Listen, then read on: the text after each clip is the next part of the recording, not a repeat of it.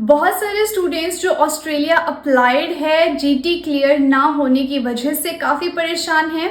कुछ स्टूडेंट्स का ये भी कहना है कि मैम 6 to 8 मंथ्स ऑलरेडी हो चुके हैं, अभी भी जीटीई जो है क्लियर नहीं हुआ है। तो क्या रीज़न है आपका जीटीई क्लियर ना होने के पीछे और किस तरह से आप फास्ट प्रोसेस कर सकते हैं, और साथ ही में ऑस्ट्रेलिया अप्लाई करने के लिए जो आपका मेडिकल टेस्ट होता है उसमें होम अफेयर्स की तरफ से एक और टेस्ट ऐड ऑन कर दिया गया है, वो कौन सा टेस्ट है और पहले कौन से टेस्ट होते थे उसके रिगार्डिंग भी हम बात करेंगे। हेलो एवरीवन, एक बार फिर आप सबका स्वागत है हमारे इस यूट्यूब चैनल थिंक स्मार्ट पर। मेरा नाम है अंजना ठाकुर वर्मा। सबसे पहले स्टार्ट करेंगे आपके जीटी प्रोसेस को लेकर। काफ़ी सारे स्टूडेंट ऑलरेडी अवेयर हैं कि जो ऑस्ट्रेलियन यूनिवर्सिटीज़ हैं, जो उनके टाइप्स हैं, वो बहुत ज़्यादा इजीली किसी भी एजेंट या कंसल्टेंट को नहीं मिलते हैं।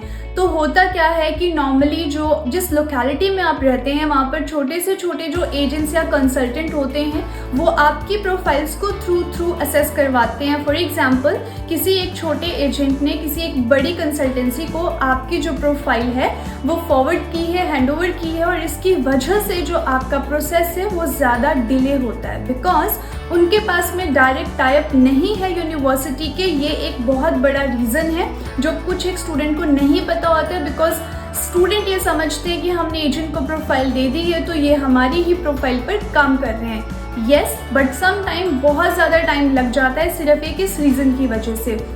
इसके साथ ही मैं बता दूं कि लेवल 1 की जो यूनिवर्सिटीज़ हैं, जब उनके डायरेक्ट टाइप्स एजेंट या कंसल्टेंट के साथ होते हैं तो वो मेन प्रायोरिटी पे विद इन 10 to 15 डेज में आपका जीटीई क्लियर करवा देते हैं। कुछ एक स्टूडेंट्स ये भी पूछेंगे कि मैम जो कॉलेजेस है लेवल 1 के या लेवल 2 के, उनका क्या सिनेरियो है। तो मैं बता दूं कि अगर आप कॉलेज में अप्लाई करते हैं तो कॉलेजेस के जो टाइप्स है वो बहुत इजीली अवेलेबल होते हैं, बिकॉज कॉलेजेस को और ज़्यादा नीड होती है स्टूडेंट्स की कि उनकी सीट्स जो हैं वो फिल हो, उनका जो सेमेस्टर है वो कंप्लीट हो सके। इसके लिए वहाँ पर कोई भी ऐसी लंबी लाइन नहीं होती है जीटीई क्लियर करने के लिए, बिकॉज विद इन 2 डेज या maximum with in 5 to 7 days आपका जीटीई कॉलेजेस के अंदर क्लियर हो जाता है। सिर्फ एक इस रीज़न की वजह से, बिकॉज प्राइवेट कॉलेजेस के जो टाइप है वो इजीली अवेलेबल होते हैं, मिल जाते हैं किसी भी एजेंट कंसल्टेंट को।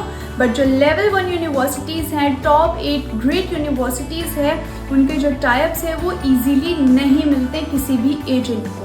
तो इसके लिए आपको करना ये है कि आप अपने लिए एक ऐसे कंसल्टेंट एजेंट को या इंस्टीट्यूट को चूज़ करें जिसके डायरेक्ट टाइप्स हैं लेवल 1 या टॉप 8 ग्रेट यूनिवर्सिटीज़ के साथ में। तो वो टाइप की वजह से आपका जो प्रोसेस है वो डिले नहीं होगा।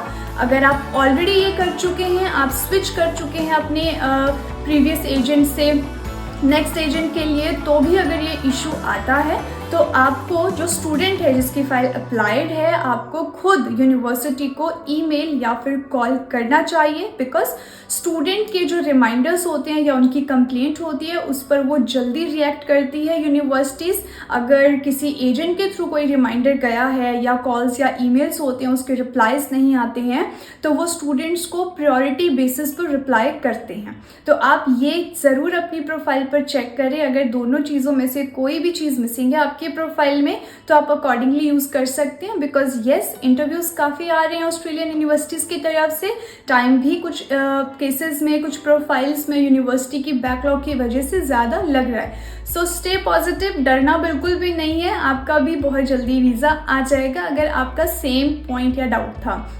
नेक्स्ट मैं बात करूंगी आपके साथ मेडिकल की।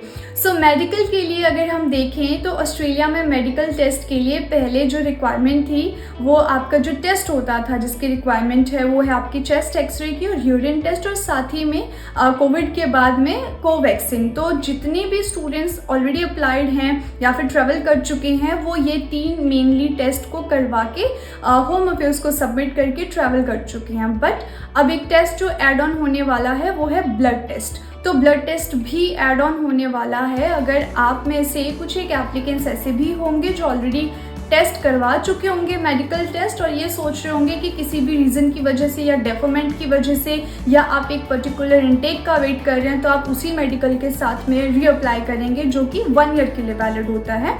सो आई सजेस्ट कि आपको दोबारा से टेस्ट लेना चाहिए, बिकॉज अगर ब्लड टेस्ट की वजह से आपकी जो प्रोफाइल है वो किसी तरह से और डिले हो सकती है कि आपको एम्बेसी की तरफ से उसकी रिक्वायरमेंट आती है जो आपको बाद में फुलफ़िल करनी पड़ेगी। सो जस्ट मेक श्योर कि आपके ये 3 से 4 टेस्ट जो हैं ये कंप्लीट हों, और फीस में भी ऑब्वियसली चेंजेस आएंगे, बिकॉज जो प्रीवियस फीस थी वो अप्रॉक्सीमेटली 6200 रुपीज़ थी, तो अभी जो नई फीस होने वाली है वो 7000 या 7500 समथिंग हो सकती है।